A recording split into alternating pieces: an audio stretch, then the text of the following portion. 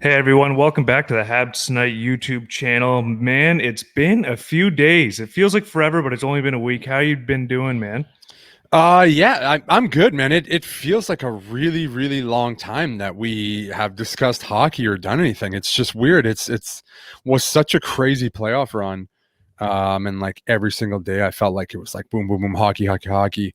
And now it feels like what the hell's going on here, man? But it's great to be back on here with you. Yeah, for sure. And that's the thing. Like when the season finally ended, I was sitting there like the next day. I was like, I'm so tired, and I haven't played a second. All I've done is sit here and talk about it, and I'm gassed. So I was happy for those few days off. Hopefully, the fans were too. Like we said last week, we're gonna keep rolling through the summertime, eh?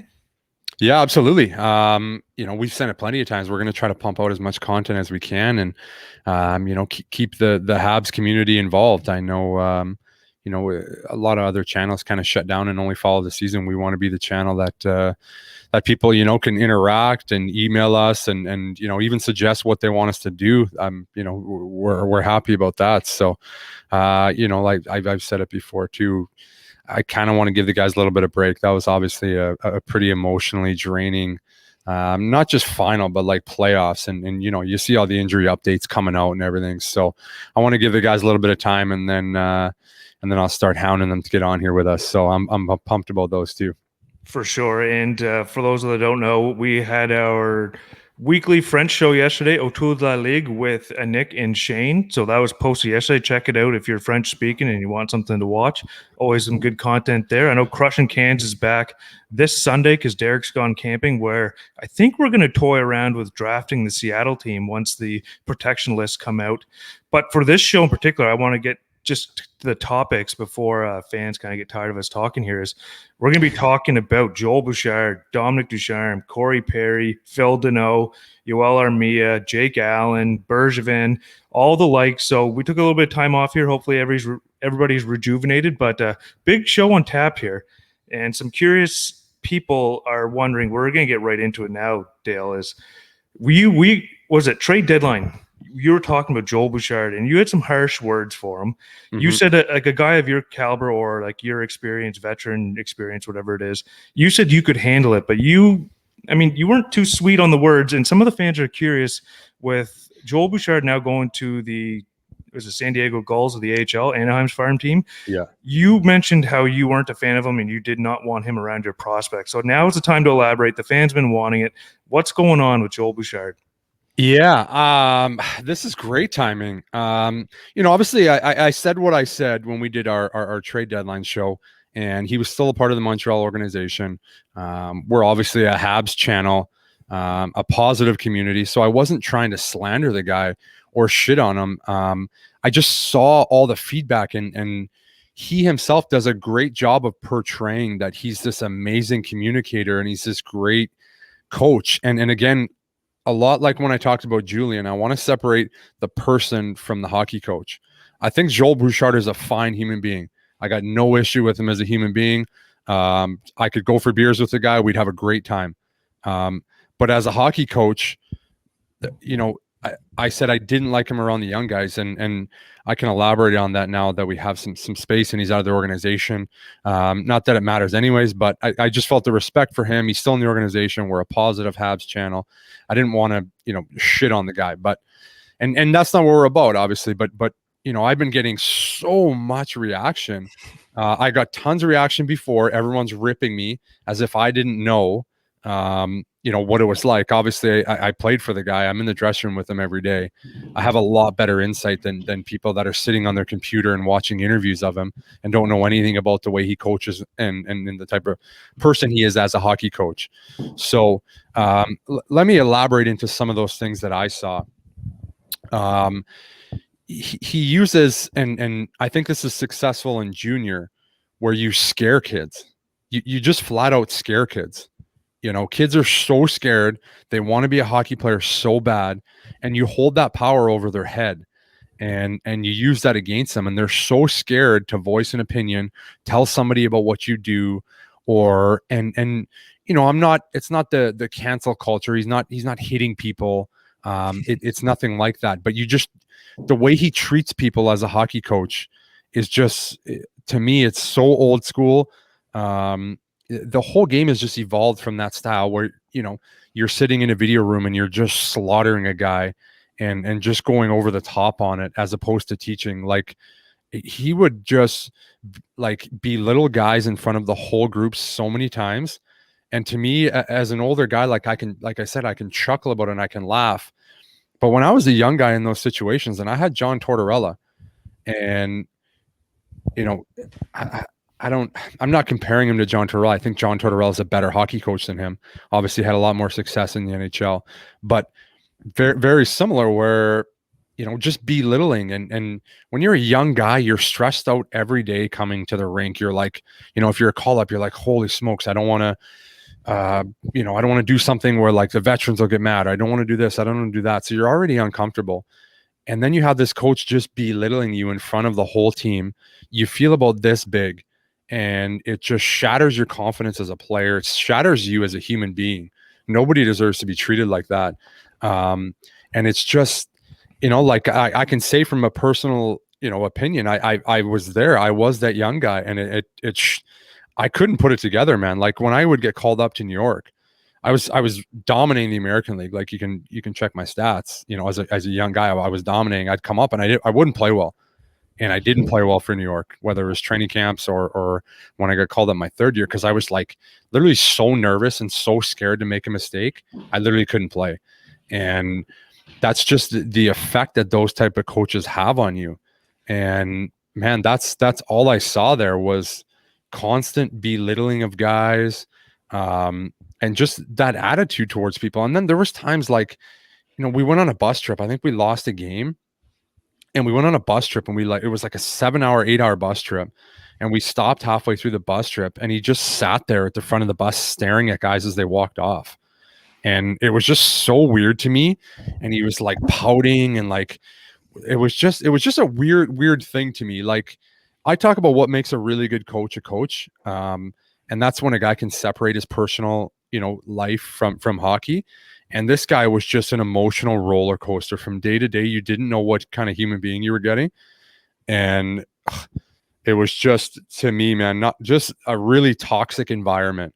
And we had a really good team at that time, and we were struggling because this guy, to me, we had older guys like myself. We had, I think, 5 or 6 guys on one ways making, over $1 million, where his tactics weren't working, where you weren't going to scare guys like that. Yeah. If he could yell and try to belittle me, he'd be like, okay, man, whatever. Like I've been there before. You don't scare me. You don't affect me. Like, it's fine. But he works great with a team of like young guys that he can scare.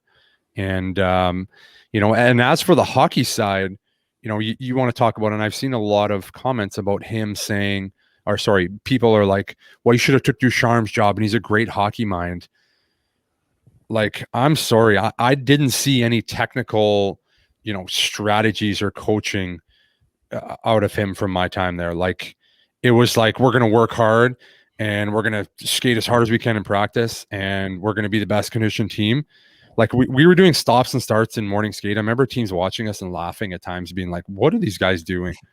Like, there's something I've never experienced on any other team in any other league in my life. We were doing stops and starts in the morning, like bagging. It's game day skates. Game day skates. We would do it every single day.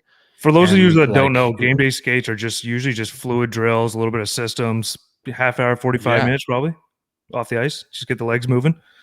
Oh, yeah. You want to feel the puck. You want to feel good. Not a bag skate. Red line, back, blue line, back, red line, back, blue line, back.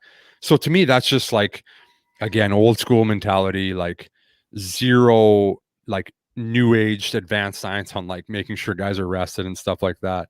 But there was just like, it was let's work hard. There was no, I don't know. There wasn't a lot of systems. There wasn't a lot of teaching. So it's, to anyone that thinks that they lost this like golden egg, like he's gone from the Montreal system, as a guy that's played for both, that'll lead into our next topic here. Like I think they made the right choice for sure. And I just quickly want to touch on it. A lot of fans, they don't see or hear the stuff like guys that have been there like you have.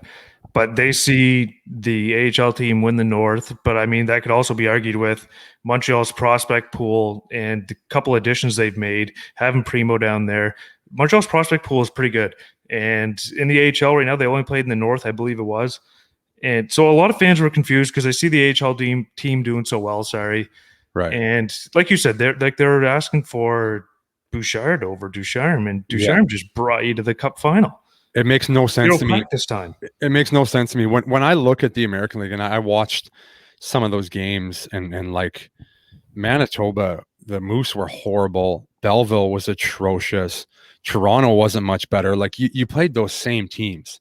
They were not good teams. There was like, I said it halfway through the year, like when we were talking about the Caulfield thing, like that's borderline American League talent in that league this year. Like you had junior guys there that probably shouldn't have been there because, of COVID and stuff. And give Laval credit. Like they had good players. They had really good players that played well for him. A guy like Jordan Wheel played great for them. And they got good prospects. Like I'm not taking anything away from their prospect and they have a lot of good prospects, but I just can't believe, and I understand, like when I was hurt a little bit in Laval and I would sit up in the stands and I'm watching like in between periods and stuff. And it would constantly just be the Joel Bouchard show, like just constant videos of him in between intermission. And I'm watching, I'm like, who is this guy talking in these interviews? Like, I haven't seen this guy behind the scenes. Like, holy smokes, this guy looks like he's like, I was just flabbergasted by the image that he could portray.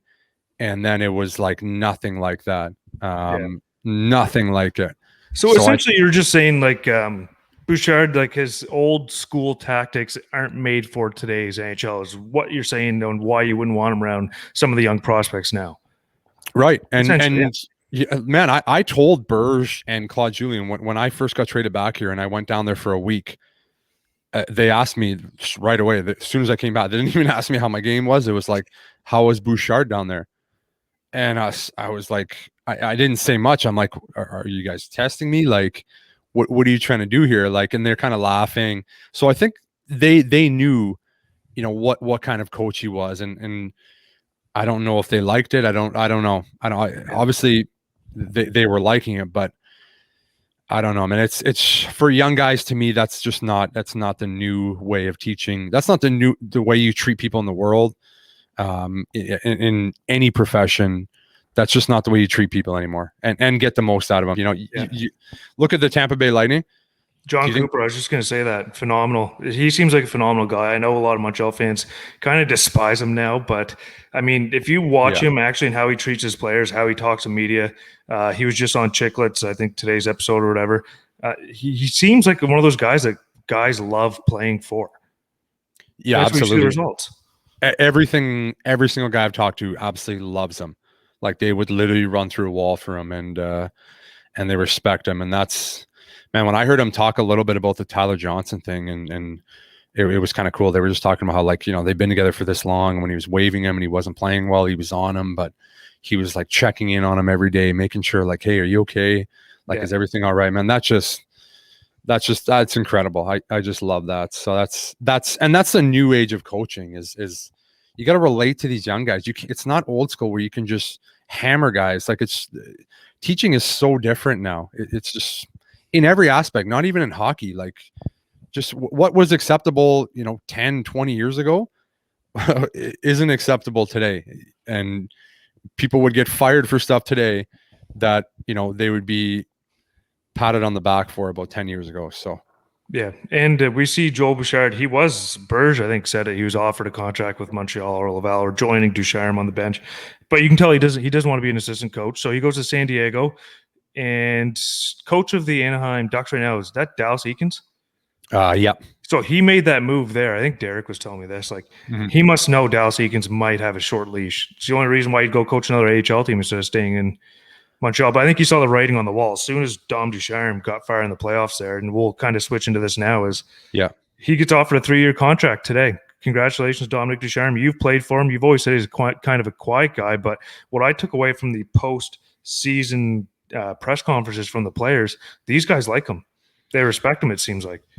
Yeah, it's and I said it before, like it's kind of tough when you go from being the assistant coach because you're buddy with everybody, and then you go to that head position. But from everybody I've talked to and all the boys on the team, it seems to not have been a problem. Again, when you're an assistant, everybody likes you. That you're not the bad guy. Like you're the guy patting guys on the back. And he was a guy when I was there that I was always kind of doing. He'd do the pregame show. Not pregame show. Sorry, I've been on Habs Tonight too long. That he would do like the pre-scout, like 7 o'clock game. We do it at 5:30. He does the pre-scout and breaks down the strategies and stuff. And he's a really really smart hockey mind. And obviously he showed in the playoffs. And I don't, you can say, well, he had a little bit of time in the regular season, but finally, stuff got hammered down in the playoffs, and he had a system that worked for their team perfectly. They weren't going to outscore anybody.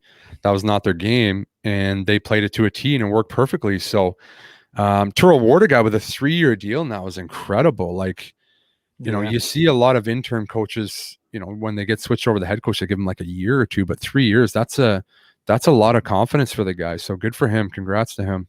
Yeah, that is awesome. And like you said, with that condensed season coming in, I'll just say halfway just for words.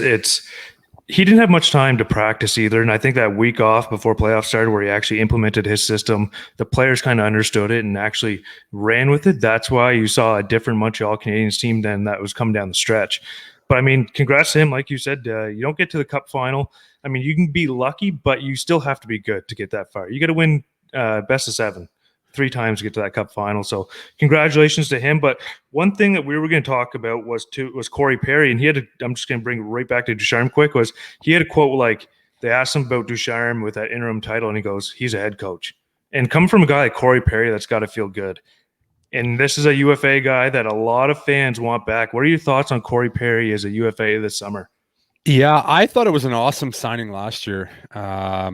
You watch him in the playoffs last year, he played well, and he's a guy to me, and I've always, preached that it's great to have those older experienced guys, just in your locker room. They just, they just find ways. And again, the way he played in the playoffs, I don't think there's any way you can let that guy walk away. There's just no way. And I feel like he's a pretty straight shooter. The way he was talking in the postgame there, it doesn't sound like he's a guy. Again, he doesn't need to chase the money in the free agent. He hit a huge home run with his 8-year deal or whatever it was, or 70-some million. Like he's not playing for the money at this point. He's playing for a great situation. He obviously enjoyed himself. So I think it's a no-brainer. And I could be just completely grasping at straws, but I don't think he's going to want more than $1 million. No, I don't think so either. I think he gets a little bit of raise because he was on league minimum last year. Mm-hmm. I think he's due for a raise because what he did. And there's one thing too that's intangible, not just on the ice stuff, is what Berge preaches. You've preached this before on where some teams went wrong, where you've played, is the culture that he brings to that locker room. It's what Weber gets praised for. You've praised him for it.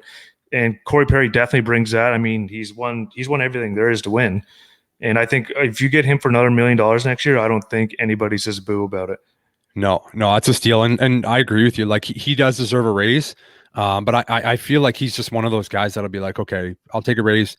Give me $1 million. Let's try to spend the money somewhere else so we can have a good team. And, he has those intangibles, but just the way he played in the biggest moments, like there was a lot of games in the playoffs there where he was the best forward on the ice for Montreal. He was the clutch guy, like clutch times. It was on his stick. He was making the pass or around the net. He was doing something.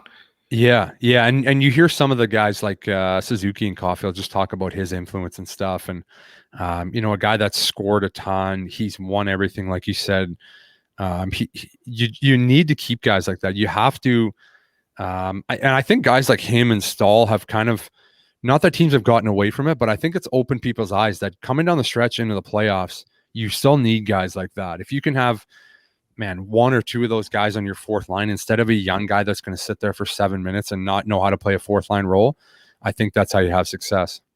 Oh, I agree 100%. And like, you got to think Eric Stahl's gone. I know we say we weren't going to touch on him. Yeah. But, I mean, you got to think he's gone because you got Jake Evans there. But speaking of centers, we have another big contract that's coming up. Assuming Tuna Tatar goes somewhere else. I mean, the guy didn't play all playoffs. He's not going to want to resign. No. But all respect to him, he was awesome. But Phil Danault's the big one, the big question mark this summer. And I don't even think it's a question mark of if he's coming back. It's what is the money in term. Right. And I don't want to talk exact numbers for him because I just don't want to make it weird if we get him on the show or anything. But you got to think he's coming back. Yeah, I mean, a French guy. He loves the team. He loves his role. There's something to be said that just being happy in your role and accepting it. And he's done that extremely well. And the minutes he was playing are just incredible. Like you're going to go to another team, and if he goes to UFA and he chases the money, like you're going to go to another team, you're probably going to play in the third line, and you're probably going to play 12, 13 minutes a night. Yeah. You're not going to play anywhere near what you were playing on Montreal.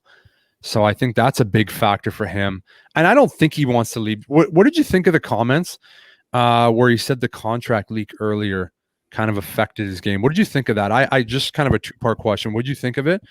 And would you be scared to give a guy that kind of money if he was struggling when the offer was there, as opposed to when you do sign a contract of that magnitude and the pressure of having now to perform up to that level? What's your thoughts on that? So it's a great point too. I'll tackle the second part where he's offered that money and he kind of crumbles under the pressure, and that's not a chirp. It's just no. He admitted. He said it himself. Yeah. So essentially, and that's the thing with Montreal, especially in Montreal, is you start getting paid that money, and you're not look at the shit Carey Price has to go through, and now being a Quebec-born kid, and you're getting rumored for that number, and let's say you did take that number, the pressure is going to be on. So I don't know, but one thing too that I'm interested in on his comments was he said he denied it because he wanted to see how his ice time would evolve with Susie and KK. Mm-hmm. So I'm not sure. I don't think you know him personally, and you've said that you've mentioned this before. With Danault, it's not as. I mean, everybody wants money. Yes, they want their big payday, but I think he wants to stay a Hab too. So I could see him maybe being smart about his contract where he's not making these big bucks as he eventually gets down to the third line C. He might even go, okay, this is what I'm worth now. Now that I see what Suzuki and KK are doing, or XYZ, whoever it is, maybe he's just maybe he doesn't want to get stuck in that situation where he's paid too much and then gets all that hate. Mm-hmm. That's just where my thinking's at. And it'd be crazy. I know some people are going to call me an idiot, who turns down more money? But I mean, you open yourself up to some criticism if you take X amount when you know you're going to be, let's say, I'll say 2 or 3C in a couple of years, probably next year. I think Susie's the one now, but yeah, and it's going to be interesting to see the way they play him. He has to sit here and think, okay, Suzuki's only getting better, KK is only getting better. They're going to command more minutes. They're going to command more responsibility, and the team will need them to be successful. Yeah. Are you okay being in that 3-hole playing that, 13, 14 minutes, maybe a little more, I don't know. He's a guy, to me, he's very prideful. He wants to win more than money. He's one of those guys, winning is more important to him, which I respect the shit out of. It's a tough situation. When that offer came out, what is it, 6 years, 24 million? Yeah, it was 5 times 6 or something, or it was big. It was over 20 million.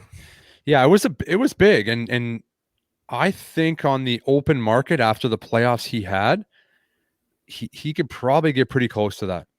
I think there's some team that's going to bend over and really fork out the money. But do you pay a 3C that much though? And this is not an insult to him, just because he prides himself on defense, right? Because he doesn't have the offensive numbers. He's such a big conundrum where he can play third line, his wingers can be third line guys, but he can play against top line players, which is I find he's in a weird spot where I'm not familiar with many guys that have gone through contract talks and does what he does. You know what I mean? Right. I agree. And that's the way I look at it. Is interesting. It's okay, if he goes to the market, now how are they going to gauge it on Phil Danault that we saw in the playoffs? When most teams negotiate contracts, it's comparisons. Okay. I pay this guy this much. He had this many goals, this many assists, this many points. I don't care how good you were as a shutdown guy. If you think you're going to make this much money, this guy shuts people down and he has this many points, or a team like just might absolutely love him. And how about a team like Edmonton? If Edmonton could have him in their 3 spot, like Yeah. they would have to find a way to make some money, like make it work. But like a guy like that, you're sitting there as Kenny Holland in Edmonton, you're like, man, like 1, 2, 3 looks pretty good with him in your 3 hole. And I think he would fit in really nice in a lot of teams' 3 hole. But again, how much are you paying? Like if you're going on comparisons, which how people judge contracts, like I don't know, like it's really hard to compare to guys saying, you're worth 4 or 5 million when you don't have the numbers to match it. So I think if he stays in Montreal, he probably gets more money for the buck because they know what he can do and they love him and they know his fit here. It's going to be interesting. Maybe they go longer term. That way he gets his payday and they keep the AAV down. Yeah, that was going to be my question to you. Do they do an 8-year deal with him? Like a Nuge? Like it would be, I don't see him going that long. How old is Phil now? He's what birthday is he? 29, I think he's a 93. 93? I think so. I could be wrong. But I think like if he wants a little bit more money, maybe Montreal goes 5-6 year deal rather than a few. I'm not sure. Yeah, it's going to be. You got to think because you got Poehling coming up too. Mm-hmm. And I'm a huge Poehling fan. Huge. Like speaking of the guy we talked at the beginning of the show, Poehling was a guy that got a really rough ride his first year in pro with him, like over the top. Just, no wonder the kid struggled. Like this guy was all over him, like doing nothing to help the kid mentally at all. So, and good on him for rebounding, had a great year. I think, there's a guy that could really fit in your 3 hole if given the right opportunity. I think a lot of people judge him on 2 years ago when he was up and playing, and obviously offensively didn't do a lot, but it was a weird situation. We've talked about it before where he wasn't playing a lot in Laval, wasn't playing good. Then you call him up to the NHL, like you're just setting the kid up to fail. But I honestly think I think he comes and cracks the team right out of training camp next year. And I think he has a really, really good year. Would that be in a C, or do you think he'd be on the wing? I think probably on the wing to start. And then depending what happens, if the hole opens up in the middle, I think he's going to be a really good player. Oh, for sure. And like you can see it, as like you said, the players do have bad years. It's usually the first or second year they turn pro, they bounce back. But I mean, Poehling, he's got all the tools, and he's a great. And I think the worst thing that ever could have happened was him scoring 3 goals his first game, because like fans' expectations went nuts. Like he's not the most offensive guy, but he's a smart 2-way power. Like he's big, he's strong. Oh yeah, he can do a lot of things. And when you're talking about a 3 center, you're trying to build a contender. Do you feel comfortable having a guy like this there instead of paying a guy, 4.5, 4 or 5 million? Yeah, that money goes a long way for sure. And another contract too. It seems to have the fan base a little torn. You mentioned it to me today. There's Joel Armia. He is a UFA this summer. Yeah, that was one, we discussed before, and he's kind of slid under the radar with all the talk about Phil, and obviously everyone wants Perry back, and talking about expansion drafts and everything. He's an interesting one because another guy, when he wasn't in the lineup in the playoffs, you saw he was missed. You saw how valuable he was to the team, and then, what he had some big, like that Vegas series, that whole line, that was the best line in that whole, the whole series was the 4th line. So he's a big body, which they need. He plays heavy. He's good on the cycle. He plays great on the wall, and he has obviously great chemistry with Perry. You bring him back, I would keep him on that line. But again, that's a tough one because how much are you paying him?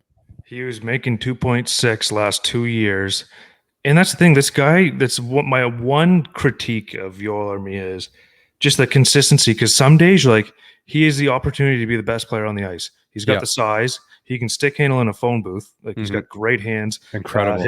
Like his puck protection's great. He can steal the puck just like Mark Stone. He's so good at it.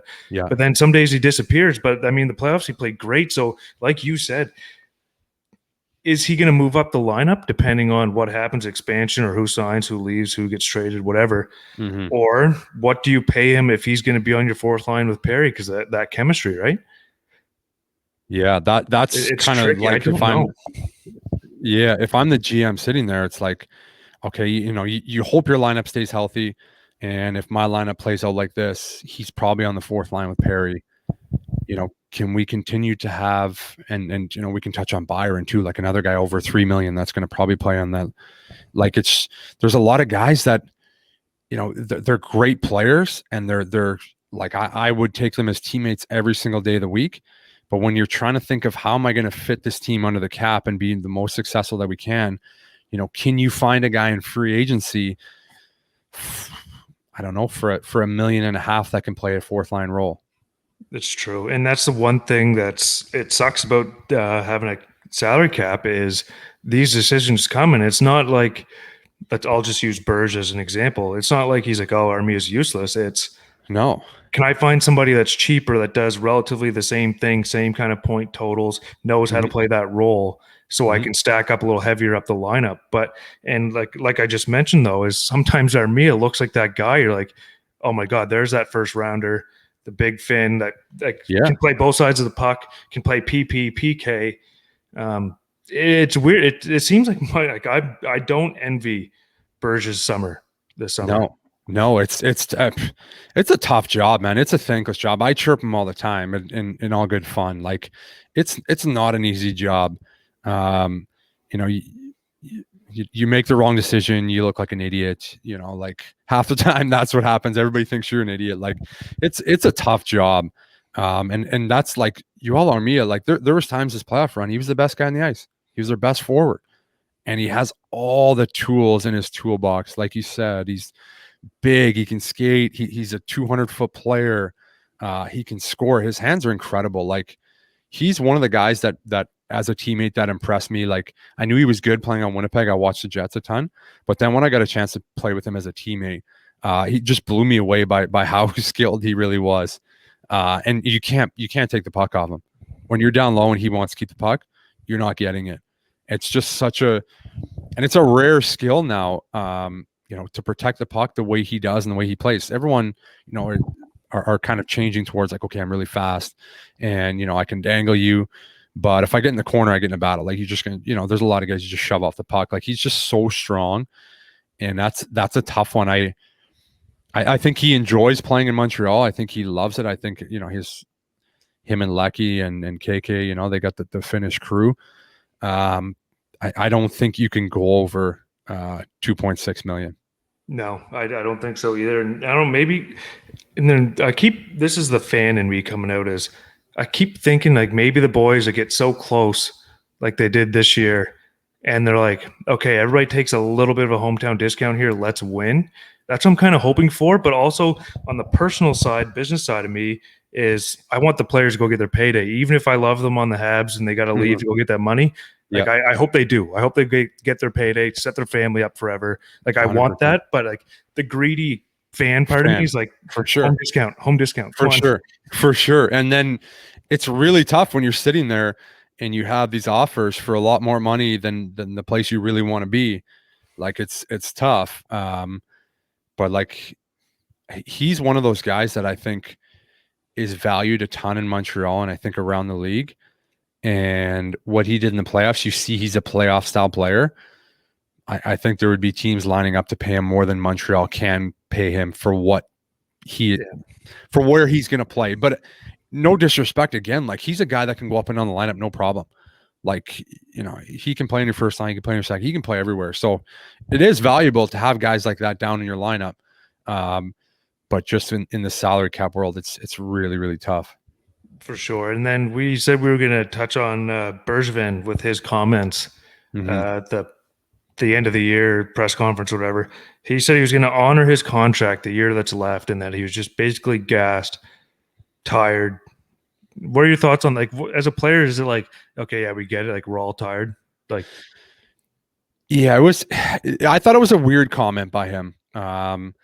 Like being around Berge quite a bit, he's a guy that loves his job. Like he loves coming in the morning, seeing the boys. You could see he has the passion for it. Like he loves it. So it was an interesting comment for him to say that. But again, something like we just touched on is like that's an emotionally draining job where everywhere you go, everyone's going to give you your opinion on it, especially in Montreal. 99% of the moves, everyone's going to think you're wrong and you're an idiot anyways. And think about the year they had. Okay, they get off to this, he makes these moves. They get off to this great start. He's feeling good about himself. And then they absolutely tank. And they tank quick. And the whole world's ending. And, if they don't make the playoffs, Calgary wins a couple games down the stretch. Like, you're debating if he's got a job or not. Yep. And that's got to be so hard on him. And then you get on this crazy emotional ride on the playoffs where you're so close to the Stanley Cup. And it's just, man, it's got to wear on you so much. And he was the same as the players. Like he couldn't, on the road, he wasn't allowed to go anywhere. So, you're traveling around, sitting in your hotel and, he's around the boys, but he's not really around the boys. Yeah. So it had to have been lonely. He did it last summer in the bubble. Obviously that, he had, Mellenby was with him. I think he was there the whole time. So he had one of his buddies, but it's got to be lonely, man. And you could see he looked exhausted. We were, just as a fan watching some of these late games and the rush, like as a GM, it's just got to be madness. So it was an interesting comment for me. And then it sets it up for who knows what happens next year. Like the expectations are sky high now. Yeah. Like, and you got to think of the divisions too. And go back to normal. When I look at the division, man, that division is insane, absolutely insane. And because like you got Tampa coming back. Sorry to jump in. You get Tampa, Boston, Ottawa's up and coming. Obviously, Florida's going to be good. Mm-hmm. Then you got to beat out the other Eastern Division, which is going to have Boston, Rangers, Islanders, like Carolina. They're in tough. Like there's good teams, man. It's a good division. Like the East is incredible. Berge did good last summer, right? Everybody's praising like the Anderson trade, Perry, Jake Allen, Toffoli. Yes, bringing in some of these other guys. And then now you're thinking this summer you can't go to the Cup final, and then I don't think you can leave the team completely as it is either. I think you got to adjust because you're going back to that powerhouse Eastern Conference division or. The two divisions are pretty stout, so it's gonna be interesting for Berge. And I'll let you touch on it quickly here before we move to something else quick that I just thought of. Great point. So to me, the thing that stands out and something I've been thinking about is they played Winnipeg and Vegas, and they played that heavy, dominating physical style, and it worked. And that's obviously the West has changed a lot, but that's the way they played, the way Montreal is built. It's more of a Western kind of conference style team. When you name the teams that you just did, all those teams in the East, I don't think of big punishing, tight defense team. Islanders, they have their fourth line that, they run around and kill everybody and they check really well and play really well defensively. But every other team there is like, it's a different style of game. So you wonder, in an 82 game season, how does Montreal style stack up against those guys in the long run? I don't know. Like their style was great. It's playoff hockey. It's not fun to play against them every second day. And then you just wear on somebody, but I don't know how that's going to be in an 82 game season. And that's my thoughts too. Cause one of Montreal's best things in playoffs was the decor. The big four, right? And then now you go into an 82 game season, that style of play doesn't necessarily work for these guys. Like we saw Montreal's decor struggle in the regular season against the high flying, like Northern offensive division, And then now you're going to go back to it for another 82 games. I don't know if and that's the weird thing that it's the two different season thing that comes up all the time. Everybody says it, regular season versus playoffs. So I'm curious to see what Berge does. Obviously the expansion draft is going to come into play, the draft. And does Berge go, okay, we're still in the window here for Price and Webby? Does he go all out and make a big splash? Who knows? But one question I want to ask you before we get going is Jake Allen. We talked about this a little before we started recording. This is my big question mark. I'm sure most Habs fans are curious. What's going to happen here? I think he is so valuable to Montreal. You saw arrested Carey Price in the playoffs, and he wouldn't have been able to play like that if it wasn't for Jake Allen during the year. And you know, Carey's Jake another got him year. in the playoffs. Carey's and he did. Without Jake Allen, they don't make playoffs. Another year older. Short summer, very short summer. This was a long, grueling run on Carey and everybody. Like, you're going to need a good backup goalie. I don't think they can let him go. I don't know if there's a guy out there on the market, not that I can think of, that you can pay Jake Allen money and play as well as he did. I don't think they can. So to me, there's got to be a deal in the works with Seattle to take somebody else. Okay, don't take Jake Allen. We'll give you this. Like, there's got to be something in the works, because you can't lose him. He was such a good fit. It's a fit they've been looking for years, and they haven't been able to find, and they found it finally.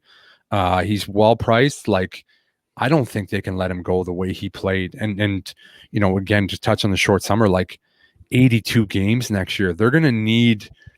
Carey can't play 70 games. He can't play.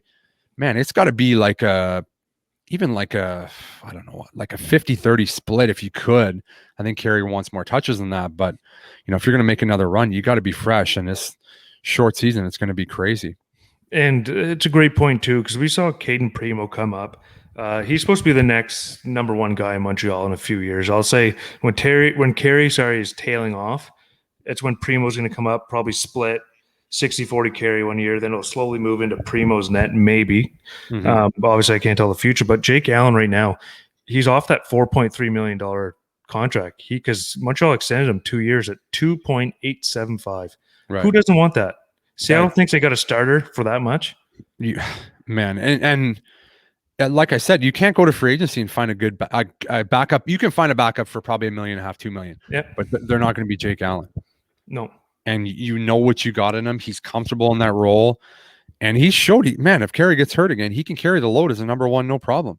And he did that on numerous occasions this year. So it's to me something that I think has to be addressed. There's just no way you can let him go. For sure. And I love Jake Allen too. And it's not just because he's from my city, but the way he handled his postseason conference too.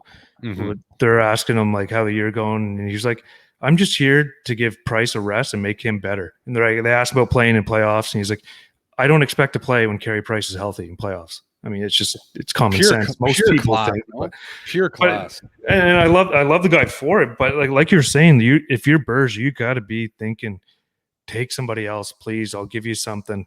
Like we need Jake Allen because, like I said, Caden Primo's not ready for that backup role just yet. I still think he needs a couple of years in the A. I agree. But then, there's Florida has that Drieger because they got Spencer Knight now with Bob. So it's gonna be different. Like, I'm curious how the expansion draft goes. I guess we'll know once the protection list comes out. And I'm very excited to watch you and Derek break that down on Crushin Can. So I'm excited. Yeah, so that's gonna be Sunday. Don't rip us too much. I think, like I said, I think Friday's the protection list comes out. All these side deals of take this guy, we'll give you an X round pick. That might screw us up a bit because we're expecting to probably take the best players, but should be a fun show. Cans is back originally. Going to the original shows where we just have fun, talk sports. Sunday night, I think that might be live. Beautiful. But obviously, if you see the lids that we're wearing right now, you can get them on the old Habs Tonight.net, the merch store. So appreciate that. And any last words, man? Good little recap show. No, that was great, man. Again, I just want to thank the fans that do end up listening. We appreciate your guys' support. We're going to keep pumping out content as much as we can. Like I said, I want to get a couple interviews going in the next couple of weeks. Try to get some boys from the team, hear what they had to say about their run. It would be awesome maybe to hear some behind-the-scenes stories and some just some funny stuff that, you don't really get to hear and see. So thanks again for everybody that's listening. And again, be sure to subscribe to our channel, like and comment. We love the feedback. This is a show for the fans. We appreciate all your support, and this was great, man. Great to be back in the saddle with you. Awesome. Yeah, it is fun. And like we said, we're going to keep pumping all summer. So Make sure you keep subscribed and comment. Let us know what you guys think about the shows. Let us know who you want on the show. Doesn't necessarily have to be a Habs player, but we can try. Depends if you know them or not, Dale. But it's going to be a fun summer. We've got an action-packed Autour League with Nick and Shane that rocks every Monday normally. Crushing cans whenever Derek and I are free. Then obviously the big show with Dale interviewing players, and you got Deeksy and all the rest of the crew. We're going to pump content all summer, so make sure you subscribe and appreciate everybody tuning in. Have a good one, guys. Yeah, thanks, guys.